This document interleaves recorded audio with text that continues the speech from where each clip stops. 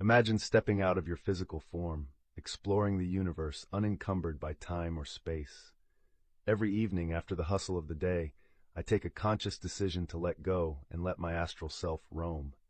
It's a profound experience, witnessing our world from the unseen threads of existence. But the undeniable dread that had been creeping into my journeys had me concerned. Where once was freedom and boundless exploration, now shadows lurked, smelling of control and restraint. That's when I discovered them, spectral entities who served as astral wardens. They weren't just rogue souls patrolling the ethereal, they were government-operated, programmed, and trained to keep us in check, to prevent us from uncovering the truth. Now, instead of the peace and mindfulness that astral exploration offered me, I am on a mission to expose this astral police state and regain the freedom of our unfettered minds. Because even in our dreams, we have the right to be free. Beware the shadow guardians of the astral realm, my friends. The battle for our minds is So I'm a far lucid from dreamer, over. which means when I go to sleep and I dream, a lot of times I wake up because I realize that I'm dreaming, and then I'm able to hold my consciousness and myself in the dream and like experience and remember what I'm experiencing in the dream as a fully awake, conscious being in my sleep, if that makes sense. So I want to tell you about a dream that I had not so long ago. So the dream starts out and I am hanging out with two girls that I know from high school in my parents' bathroom. So this would have been a very normal situation when I was like 16 years old, and a lot of times when I'm dreaming, I am in very normal mundane situations that 16-year-old me would have been in. I do, however, have full memories of being an adult and like being married, going to college. And so a lot of times when I am 16 years old in the dream, that in itself can be a trigger for me to wake up and become lucid. However, I was actually talking about dreams to these two girls in the bathroom at my parents' house. So I was telling them that typically when I'm dreaming, in a way that I wake up a lot of times, is I have the teeth dreams where my teeth fall out. And they were like, "What do you mean?" I was like, "Yeah, like if I pressed on my teeth, I pressed on them with my tongue and my finger, and I was like, they just fall out." And lo and behold, they did fall out. So two of my teeth pop out into my hand, and I'm like, oh my God, exactly like that. Like, I must be dreaming because this is not how teeth work in the real world. And side note, I find this really funny because my teeth falling out used to be like my biggest nightmare, and I would have it all the time. And now I'm just very aware of the fact that like teeth do not wiggle and fall out of your head as an adult in the real universe, but they do all the time in dreams. And so it is a huge trigger for me to then wake up and know that I'm dreaming. And this version of lucid dreaming, which I will say I've been struggling to lucid dream as much, or like I've been actively making the choice in my dreams to remain dreaming. Like I'll realize that I'm awake in the dream or whatever and be like, I do not have the desire to lucid dream right now. Go send me right back to sleep. I'm good. But in this dream, I was not having to like hold my energy in the same way that I used to or that I usually do. I was more free, kind of like when I was a kid. So it was just that I was awake, I was aware, I could control things. The dream police weren't coming for me. I didn't really feel any sort of anxiety or dread about being awake in this space. And I just sort of turned to these girls and I was like, okay, am I allowed to stay here now that I know? Because typically I get, kicked out of these dreams when I realize that I'm dreaming. And they were like, yeah, I mean, you can just stay here. It's totally fine. We're not going to do anything about it. And as we're talking about this, they opened the door to the bathroom, and instead of being in my parents' house, it's actually like a large complex. Like it's almost like opening a door from a stage. Like now I'm no longer on this stage that I was in, which was the set of the bathroom of my parents' house. And in fact, that was like a small cabin, if you can imagine, like a ton of cabins everywhere. And each of those cabins was like a little tiny dream set with a dreamer inside, dreaming a dream where they felt like what they were dreaming in that little house was reality. So then I realized I'm in this like dreamers complex, and come back for part 2 because I'm going to continue on with the rest of part 2 of my lucid dream that I had. I was asleep and my teeth fell out, and I was talking to girls from high school in my dream. I was like, sometimes my teeth fall out when I am sleeping. I push on them, they fell out. I was like, okay, this is a dream. But unlike some other dreams, the dream police didn't come for me and I could stay where I was. It was totally fine. I walk out of the set of this bathroom that I thought that I was in, my parents' bathroom. And when I do, I realize there's like a bunch of little cabins all over the place, and looking around, I'm like, oh wow, like this is literally like little dreams in these tiny little modules, and I can look in the windows or whatever and see people dreaming, but they don't realize that they are in these like little cabins all over the place. However, there's also like a larger building, and I call it like a restaurant, but essentially in this restaurant there are servers, and the servers are dream people that like exist in this reality, and they are sort of modulating or moderating the dreams. They're also coming in and out of like as like little actors of these dreams, right? And in each of these little booths or these little pockets that are in this restaurant, there are people having dreams at those tables. And it's as if they don't realize that anybody else is in the restaurant. Like they're just in their dream, in their pocket. But like I'm awake and lucid and in the dream and realizing that there's just, like hundreds of tables of people having dreams, but they're only aware of their own little like microcosm. So as I'm in there, this girl, one of the servers, comes up to me and she starts talking to me. She's just sort of like, how are you lucid in this space?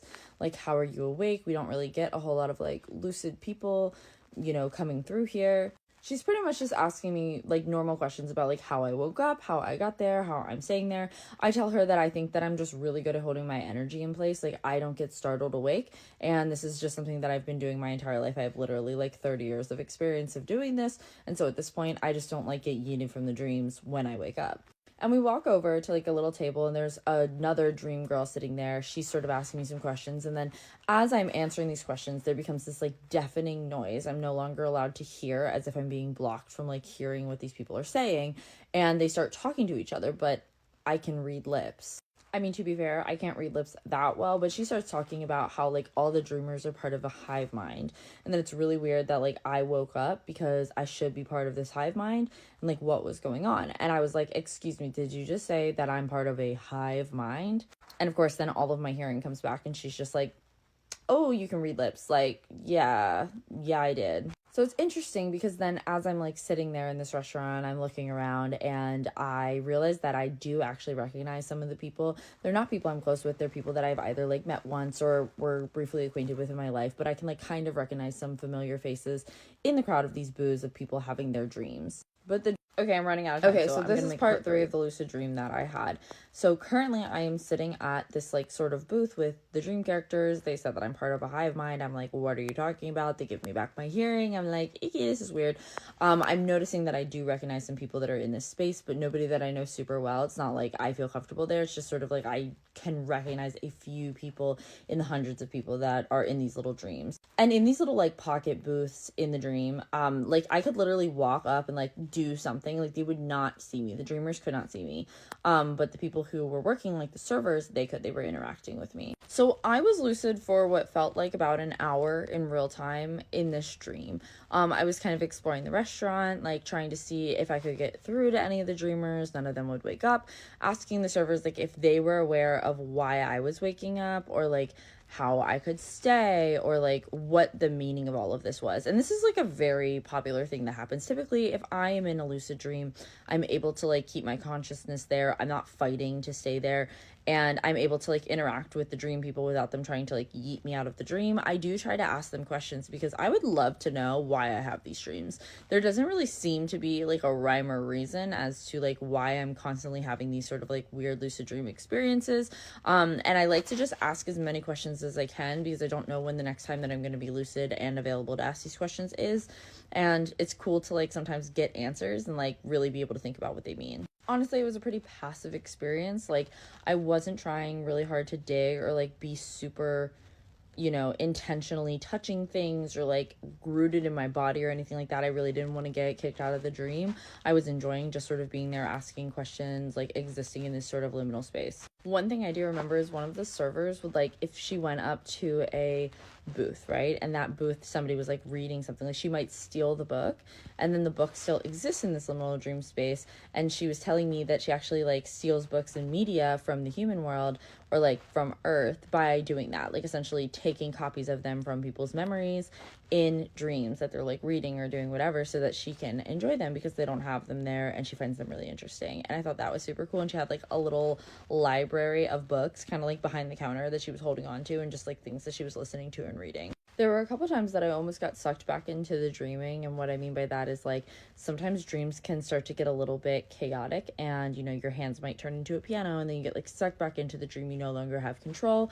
You don't necessarily have like full memory, and that almost happened a few times, but I did hold on to my energy, sort of like floated away from those situations and didn't allow my consciousness to be like recaptured by the dreaming. And I just sort of like stayed lucid and again in this like liminal space until I started wondering where my husband was. This is going to be a pretty important one, and it's going to be all about the link between dreams, how your dreams are being hijacked, and which secret programs they're actually being siphoned off into. And I know this is going to be important, not just because of the material that I'm going to present to you, but also because before I was recording this, I was actually locked out of my recording software program. Mysteriously, the password that I was using had changed or whatever. And they were like, oh, now you have to wait 30 minutes, to log in again. I'm like, oh, this is strange. The moment you need to record something extremely important, this is how they do. So we're going to look at all the links. And before we do that, I just want to mention that for the longest of time, I was looking at the missing link between our dreams and how they are being hijacked and influenced by AI and tech. For years, I kept intuitively feeling that all these instruments and electronics around us are doing it already. Take your cell phone, for example, take the Wi-Fi, for example, and many other things, everything. And now I finally found some answers and I wanted to share them with you. And this might be the link between psychic attacks in your dreams as well, why your dreams feel, or why some of your dreams feel more synthetic than others. And by the way, if you want to know how to protect yourself during your dream states, my psychic protection course actually covers this and how you can build up the right protection, the right type of shielding when dreaming and when asleep. It's a little bit different than when you're in the aware and awake state, but it can be very crucial for some people. So first and foremost, I want to introduce you to Allison McDowell. I have mentioned her a few times on this YouTube channel. This is Allison. I'll link this particular video below as well. Some of you have perhaps never heard of her. I started following her in 2020 and I actually met her in person in 2021 here in New York City. It's the only person who has a YouTube channel who I have actually met in person. I wanted to point that out because it's so important just to really have an in-person interaction with these people. I know she's legit. She talks about a lot of interesting things, such as the technocratic takeover.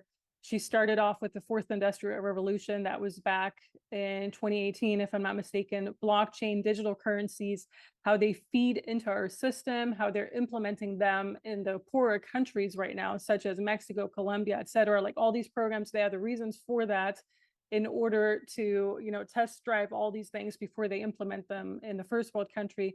So if you really want to know about all these agendas, the blockchain, the tech agendas that are rolling out right now, she is really the person to go to. I believe she's been doing all her research for over a decade already. She has some really good stuff on other topics too, such as the digital twins, smart cities. I know digital twins right now are coming up in a lot of European cities and universities and are hyped up as great and whatnot. It's a separate agenda that's rolling out without knowing what disasters they're actually causing. I interviewed her on my older channel. You can still see that interview on my backup channel. It's linked to this channel. The interview is from December 2021. And to be honest with you, even though it's already quite a few years ago, the topics we talk about are still super valid. And so if you want to check out that interview, definitely check that out. So in one of her latest videos, which is this one, she examines the link between spirituality and all these alternate parallel payment methods, blockchain payment methods, which is crypto, AI currencies, etc. She also mentions Ether and Ethereum. It makes sense. The moment she mentioned that in this particular video, I was like, bing, of course, if they're trying to hijack our spirituality, they need our energetic subconscious consent. No better way to do that than calling an actual digital currency, Ethereum, and letting us know that they're actually hijacking the ether or have been doing so for quite some time already. Most likely decades, but even more likely longer than that, centuries, if not. So in this video, I'm going to paraphrase what she says from minute 6 to 11. And I want to say after minute 15, I don't resonate much with what she says, but that's okay. Because, this is a person who's really done her research on this particular topic. And, this is just, so what she says between 6 and 11 is she talks about Bernard Lietier, who's a co-founder and implementer of a precursor to the euro. He's an economist, huge promoter of parallel currencies, which at this point, the parallel currencies are these liquid currencies, these digital currencies that we have right now. He also mentored the founder of Bancor, which is a blockchain currency and liquid exchange. And his background is in esoteric energy work and sacred geometry. Okay. So he's an economist and a parallel currency system founder, and saying it's basically grounded in esoteric energy work. So this is going to be important because this is basically everything. This is all what the New Age is about, like all these type of energy healing things, sacred geometry. This is exactly why I had a video out from 2 years ago on sacred geometry and basically how it's just all hijacked at this point. I'll link the video to this one. And even if some of these structures occur in nature, the intention behind it is very different. And you need to become aware of that, especially if you're still working with those things in your own daily life or practice. She then goes on saying how Web3 technologies are a new modern costume and story placed on very old practices around how energy flows through the cosmos, both here in our 3D perceived reality, as well as in other informational dimensions, meaning for me, when it says informational dimensions, parallel dimensions, which most people don't have regular access to. I'm going to add, unless you're psychic and aware of all these deceptions too, because even if you are a New Ager and you're not necessarily, even if you are a New Ager and you call yourself a psychic, you could still be deceived. Like, let's say you're trying to remote view all these parallel dimensions, you could still be deceived by this. You need to be aware of the deceptions of what's rolling out, because even New Agers are promoting blockchain and digital currencies right now, right? Like a lot of them are falling for this entire AI agenda. We have entire AI generated accounts that are not even a real person pushing a lot of these New Age concepts. One of them was Conspiracy, which I pointed out a few weeks ago. So this is important. This is everything, like this is how all these spiritual groups and cults are being hijacked. And she goes on saying, if you'll imagine the currency is interdimensional and working with chi and prana, call it whatever, that field is opening up invitations to having engagements with that field, esoteric, meaning the esoteric field. It's a push towards collective, embodied, distributed intelligence. I'm going to add AI.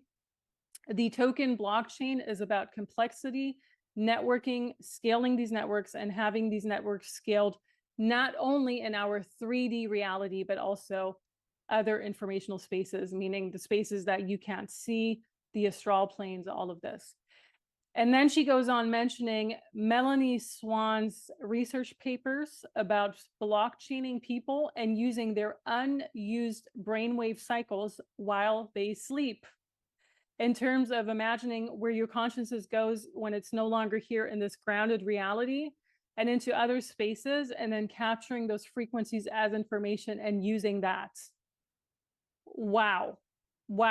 And that's a handful, but this is basically the article, and we're going to take a look at this because this is one of the most important pieces for you to understand that what you're dreaming about is not always yours. This here is the research paper by Melanie Swan. It's from October 2016. Who is Melanie Swan? She's a philosopher and economic theorist. I can't even believe a job like that exists, but yes, and these people are, once again, these people are earning billions and millions of dollars with this because they're into blockchain. So I just want to point this out too, right? It doesn't even matter what you're doing. When you're in this agenda, you're doing well off. So she's at the New School for Social Research in New York City. She's also the founder of several startups, including the Institute for Blockchain Studies, Do-It-Yourself Genomics, Group Purchase, and the MS Futures Group. So this is that person. They already know which side she's on. We're going to go to section 3.2 because that's the one Allison mentioned. And we're going to read.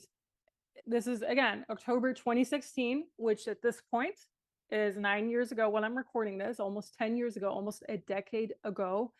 In the future, cloud minds involving human brain power might be facilitated by BCIs. BCI meaning, had to look this up, brain computer interface, okay? Or other ways of linking human cognitive processing to the internet, meaning they can take over your brain waves with the internet, with Wi-Fi, with cell phone technology. The key feature is the live 24/7 connection, not just generally to the internet, but specifically to other brains and machine thinkers. just gonna read it and add my thoughts after. One way that individuals might start to explore and adopt BCI CloudMind applications is in a starter application idea of selling permissioned brain cycles to the cloud. This is a parallel concept to selling self-generated electricity from solar panels back into the power grid. This initial and basic CloudMind application, every time I read CloudMind, I have to think about cloud mining, that they're mining your data, they're mining your soul pieces, they're mining your consciousness, your brain waves, which is basically your consciousness. CloudMind application might involve the sharing of unused brain processing cycles. Who gets to determine they're unused, right? They get to determine this. The structure could be time sharing, cognitive processing power during sleep cycles or other downtime, conceptually similar to participating in community computing projects such as SETI at home or protein folding at home. We'll get to those. The idea would be to securely and unobtrusively share one's own unused resources, downtime brain cycles. There could be diverse compensation models for this, including remuneration and donation. So it's all about sell them off. You want to say you can't sell off your soul. This is a way to sell off your soul. How people are going to be selling off their soul. People are already investing in digital currencies, Bitcoin, other types of like the Ethereum, everything. They have no qualms participating in this entire agenda, not knowing what they're actually a part of, like the really satanic agenda this is a part of, okay? But this is another level of evil because this is basically hijacking your brain waves when you're asleep. And I'm sure this has been going on for way longer. If this is mentioned in an article from 2016, you probably have to go back 20, 30 years ago when it was first introduced, similar to how the invisible coat from the military existed already in the 80s and 90s, and people did not even find out about it until quite recently, just a few years ago, right? So you just got to imagine it that way. This technology has been around since forever. Of course, they're doing it. They're not asking you to sell your soul or your brainwaves. They're doing it energetically already. I have a short on this particular, I think it's on this particular channel. I know I posted it on a lot of my social media. I posted it around July, August 2023. So you can go back my shorts and see it, where this one person is talking about how Wi-Fi, how kind of actually what the Wi-Fi actually does, how they can actually see you, how Wi-Fi can actually see you already and everything.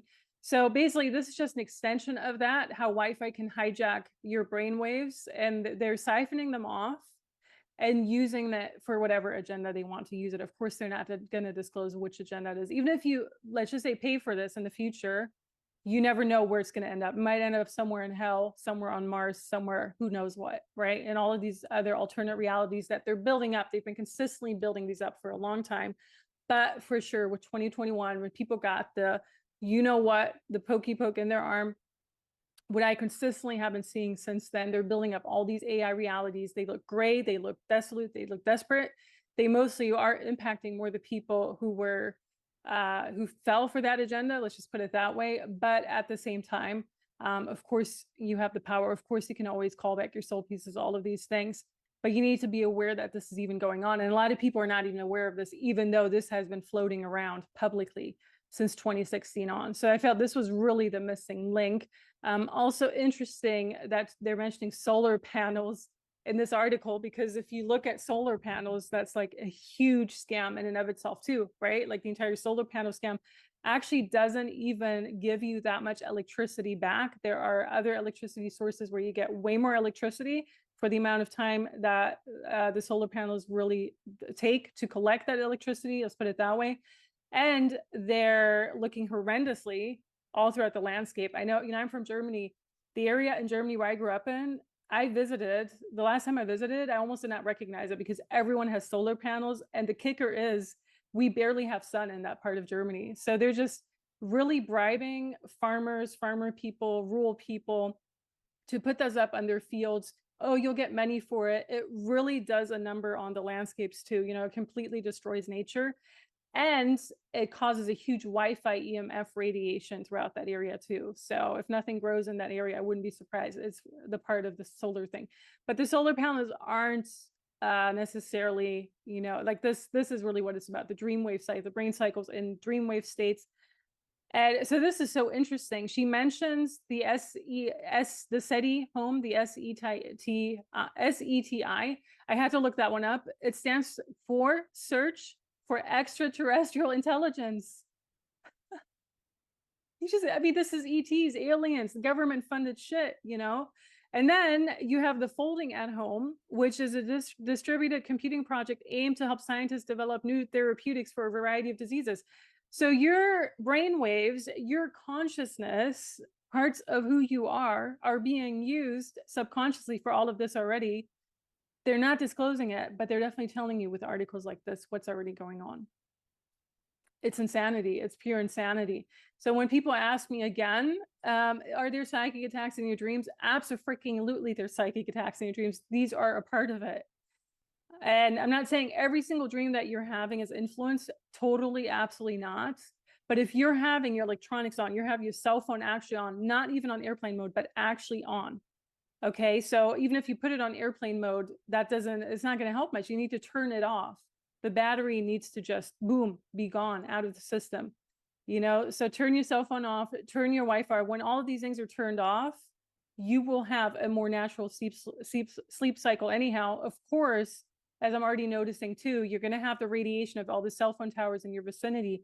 You're going to have the Bluetooth on by neighbors or whatever, those things, depending on what your situation is, but at least you can mitigate the issues and kind of diminish those problems with these type of things. And I feel this is really the missing link, the missing piece that I was looking for so long, because energetically, I could just feel it. I'm like, there's something going on here. You know, my Wi-Fi's out. I have like all these Wi-Fi protection covers around cell phone, Wi-Fi, everything. Everything's off. And my dreams are definitely better when it's off. But I can definitely feel how they're trying to push attacks through these things, through these screens, through every single thing, and how it's worse when you're interacting with people who are not aware of this, who still have their Bluetooth full on their phones during all hours of day. That's another thing, right? Yeah, like you just want to meet people, just want to interact with them, or maybe you're sleeping over at their space because you're visiting them or whatever. And then you're being completely attacked by that, especially during the dream state. Because as I mentioned in my psychic protection course, you are most vulnerable during your dream state, when you're less aware, when you're taking a nap, when you're actually sleeping, like during these entire REM cycles, everything, you are the most vulnerable. And you need to be aware of that too. Yes, there's one way to protect yourself in your aware state, but you need to do this when you're not as awake, when in the sleeping state too. So I hope this helps someone who was looking for a scientific explanation to it. And even if you're not, this should give you something to think about. I'm going to link the article below because it actually has some really interesting stuff, you know, cloud mind, adoption risk, all of that. It's a little bit on the longer side, but they talk about some really interesting, like every time I read cloud mind right here, it just reminds me of cloud mining, that they're mining your data. They really are mining your consciousness already. They don't even need your consent, because energetically, by this having been disclosed already in 2016, all these research articles floating around, you already gave it to them, because you're not saying, stop, I'm not doing this. The best way to stop all of this is to take measures against it. And one measure to do is really turn off every single electronic, especially when you are sleeping and in that vulnerable state. So that's what I wanted to say in regards to this. Thank you so much for tuning in. There's going to be more information in this as we go along. And I feel obviously it's going to be a process, you know, because you got to unravel every single agenda that they're trying to throw at you. But this was interesting that there's an actual link to the ETs, which is extraterrestrial, you know, it's outside, like the extra part of Earth. So when they just say, oh, we're on Earth, it's like the small speck, then whatever's below Antarctica, whatever's like even around us that they're not disclosing, that type of thing. So it's not even, oh, it's somewhere in space. No, no, no. This is outside of us. But we'll never find it out unless you have a specific military type of clearance, which in that case you wouldn't be able, you know, to be a normal human, I guess. You wouldn't necessarily know. So you need to find these things out on your own accord by really tuning into your own intuitive powers and doing your own research and all of this. And I'm sure it's out there. There's so much out there. We just got to weed through all of it. Okay, hope this helps someone. Thanks again, and stay tuned for the next one. And I'll also put Allison's channel below. She is not putting as much of the content out that she had 6-7 years ago. So go to her older content, and you can type in the search bar when you look at it on a desktop or laptop. I'm not sure if it works when you have a cell phone, or you pull it up on a browser in your cell phone. You type in the search bar, oh, digital twin or smart city or blockchain agenda. You can find a ton of her older videos. She had interviews with other people who were really interesting too. And I'll also link the interview that I did in 2021 right below this video. All right.